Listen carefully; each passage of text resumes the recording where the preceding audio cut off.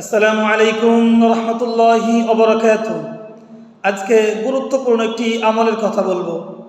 সে আমলটি হলো, নবী করিম সাল্লাল্লাহু আলাইহি ওয়াসাল্লাম একদিন এক সাহাবীকে বললেন, তুমি আগামীকাল আসবে, তোমাকে আমি একটি বকশিশ দিব। সাহাবী পরদিন আসলেন। সাহাবী মনে মনে ভাবতেছিলেন যে দুনিয়াবি কোনো পার্থিব জিনিস হয়তো আল্লাহর নবী ওনাকে হাদিয়া দিবেন।